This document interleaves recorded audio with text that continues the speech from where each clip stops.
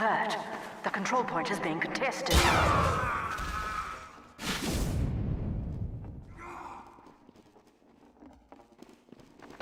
No.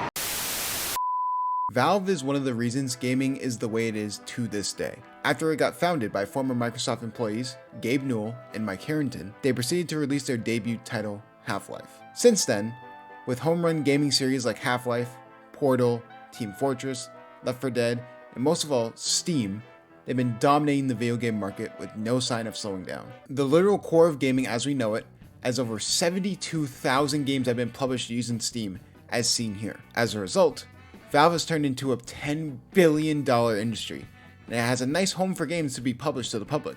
Except Overwatch 2. But with all this being said, no company can be perfect. Whether it was greed, inactivity, or overall laziness, it started to affect one of the most beloved games of all time, Team Fortress 2, leading to the possible demise of a legend in the gaming industry. But how did we get here in the first place? For that, we got to go back to the beginning.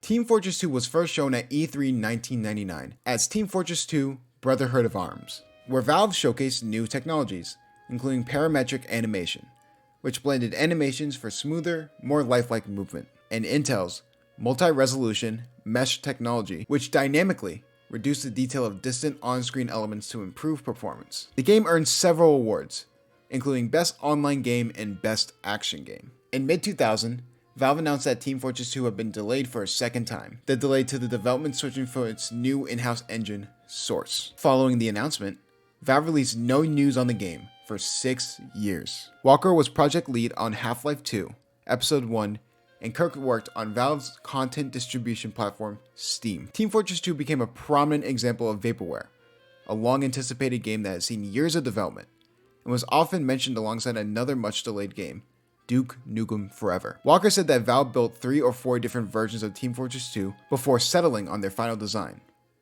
Shortly before the release of Half-Life 2 in 2004, Valve's marketing director, Doug Lombardi, confirmed that Team Fortress 2 was still in development. Valve reintroduced Team Fortress 2 at July 2006 EA Summer Showcase event. Departing from the realistic visual design of other Valve games, Team Fortress 2 features a cartoon-like visual style influenced by 20th century commercial illustrations and the artwork of J.C. Lendendecker, Dean Cornwell, and Norman Rockwell, achieved through Gooch shading. Hey yo, what? The game debuted with the Source engine's new dynamic lighting, shadowing, and soft particle technologies alongside Half-Life 2 Episode 2. It was the first game to implement the Source engine's new facial animation 3 features. Valve abandoned the realistic style when it became impossible to reconcile with the unrealistic gameplay, with opposing armies having constructed elaborate bases directly adjacent to each other. Valve designed each character, team, and equipped weapon to be visually distinct, bringing focus on the equipped weapon. The voices for each of the classes were based on imagining what people from the 1960s would expect to have classes to have sounded like. According to writer Chet Falazek, during the July 2006 Electronic Arts press conference, Valve revealed that Team Fortress 2 would ship as a multiplayer component of the Orange Box, a conference trailer showcasing all 9 classes demonstrated for the first time, the game's cartoon-like visual style. Valve's president, Gabe Newell, said that the team's goal was to create the best-looking and best-playing class-based multiplayer game. A beta release of the entire game was made on Steam on September 17, 2007, for customers who have pre-purchased the Orange Box who have activated their black box coupon. TF2 was released on October 10, 2007, both as a standalone product via Steam and at retail stores as part of the Orange Box compilation pack, priced at each gaming platform's recommended retail price. The Orange Box also contained Half-Life 2, Half-Life 2 Episode 1, Half-Life 2 Episode 2, and Portal. Valve offered the Orange Box as a 10% discount for those who have pre-purchased it via Steam before the October 10th release, as well as the opportunity to participate in the beta test. On June 23, 2011, Valve announced that Team Fortress 2 would become free to play. Unique equipment including weapons and outfits would be available as microtransactions through the in-game store, tied through Steam. Walker stated that Valve would continue to provide new features and items free. Walker stated that Valve had learned that the more players Team Fortress 2 had, the more value it had for each player, as it was a huge stepping stone in allowing even more gamers to participate in the game. Within 9 months of becoming free to play, Valve reported that revenue from Team Fortress 2 had increased by a factor of 12. As a result, the free-to-play meme spread like wildfire, further increasing the hype for the new transition by Valve. Valve have continually released free updates and patches through Steam for Windows, OS X, and Linux users. Though most patches are used for enhancing the reliability of the software or to make gameplay changes, several patches have been used to introduce new features and gameplay modes, and are often associated with marketing materials such as comics or videos offered on the Team Fortress 2 website.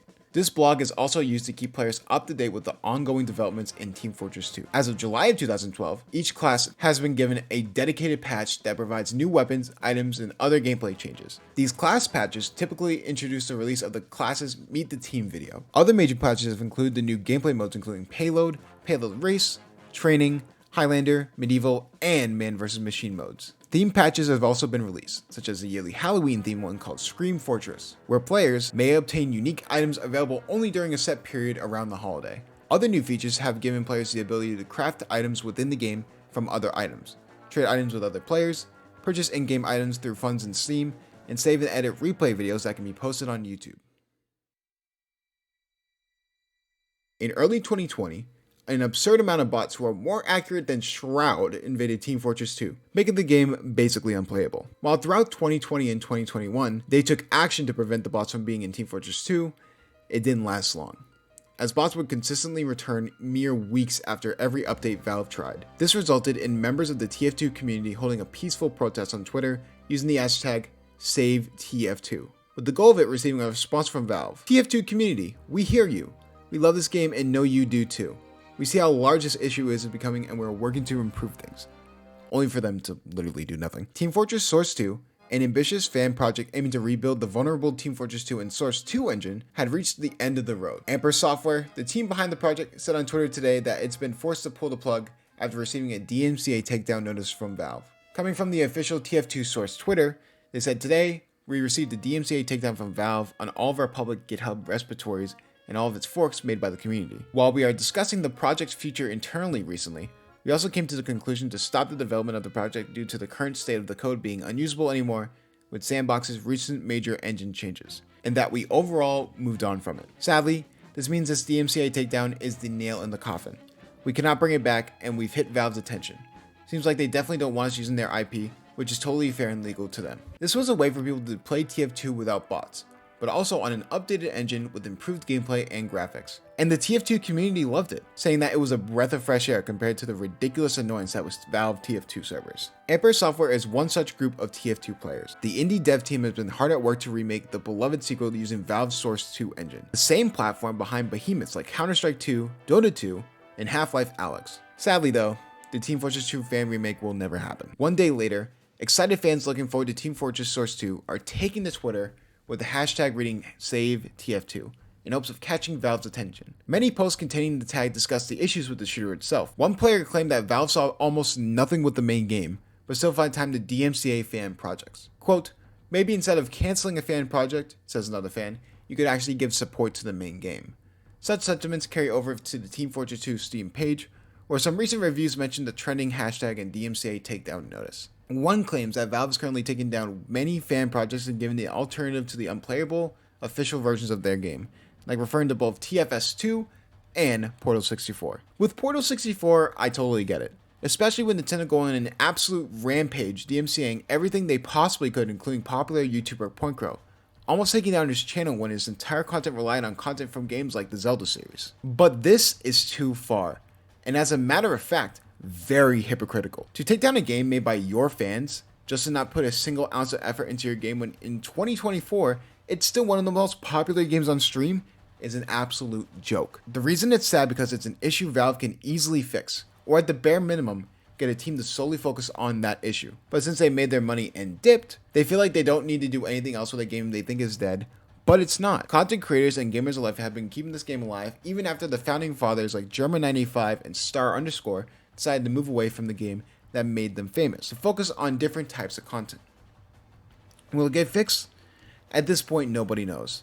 But all I know is I will not let my favorite game of all time go down without a fight. For a game I've been playing since late 2011, it's been one of my favorite games of all time, and it has a special place in my heart, especially since it was so involved in my childhood. Whether it was watching people like Kitty0706, including TF2 models and their Gmod skits, or like I said, Star_ German985, Lazy Purple. There's so many people that TF2 has reached a global scale when it comes to recognizability.